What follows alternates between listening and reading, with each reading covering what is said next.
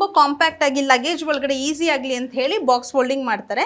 ಕೆಲವರು ಮನೆ ಹತ್ರನೇ ಇರ್ತಾರೆ, ನಾವು ಕಾರಲ್ಲಿ ಕ್ಯಾರಿ ಮಾಡ್ತಾ ಇರ್ತೀವಿ, ಅಲ್ಲೇ ಹೋಗಿ ಹಾಕೊಳ್ಳೋದು ಅನ್ನೋದಾದರೆ ಈ ರೀತಿ ಹ್ಯಾಂಗರ್ ಫೋಲ್ಡಿಂಗ್ ಕೂಡ ಮಾಡಿ ಕೊಡ್ತಾರೆ. ಎರಡೂ ಸಹ ಸೇಮ್ ಟೆಕ್ನಿಕ್ಸ್ ಆಗಿರುತ್ತೆ, ಸೇಮ್ ಸರ್ವಿಸ್ ಆಗಿರುತ್ತೆ. ಏನಂದರೆ ಇದನ್ನು ಹ್ಯಾಂಗರಲ್ಲಿ ಹಾಕಿ ಕೊಟ್ಟಿರ್ತಾರೆ to keep it very easy ನಿಮಗೆ ಕ್ಯಾರಿ ಮಾಡೋಕ್ಕೆ. ಇಲ್ಲ ನೀವು ಟ್ರಾವೆಲಿಂಗಲ್ಲಿ ಇದ್ರೆ ಲಗೇಜ್ ಒಳಗಡೆ ತುಂಬ ಸ್ಪೇಸ್ ತಗೊಳುತ್ತೆ ಅನ್ನೋದಾದರೆ ಬಾಕ್ಸ್ ಫೋಲ್ಡಿಂಗ್ ಮಾಡಿ ಕೊಡ್ತಾರೆ. ಪ್ರೀ ಪ್ಲೀಟಿಂಗ್ ಈಗ ಆನ್ಲೈನ್ ಅಲ್ಲೂ ಬಹಳಷ್ಟು ಜನ ಪ್ರೀ ಪ್ಲೀಟಿಂಗ್ ಆರ್ಡರ್ಸ್ ತಗೊಳ್ತಾರೆ.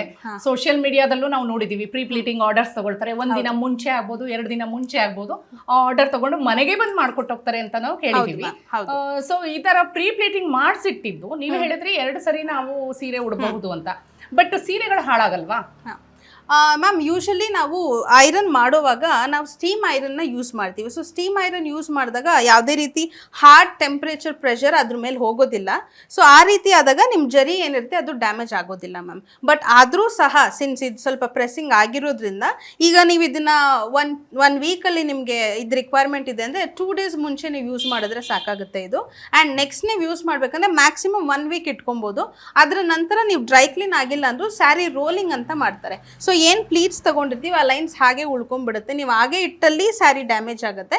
ಬಟ್ ನಿಮ್ಮ ಯೂಸೇಜ್ ಆಗಿದ ತಕ್ಷಣ ಒನ್ಸ್ ಅದು ಯೂಸ್ ಮುಗ್ದಿದೆ ಅಂದಿದ ತಕ್ಷಣ ನೀವು ಡ್ರೈ ಕ್ಲೀನ್ ಶಾಪಲ್ಲಿ ಸ್ಯಾರಿ ರೋಲಿಂಗ್ ಕೊಟ್ಬಿಟ್ರೆ complete sari it will be back to is neat form.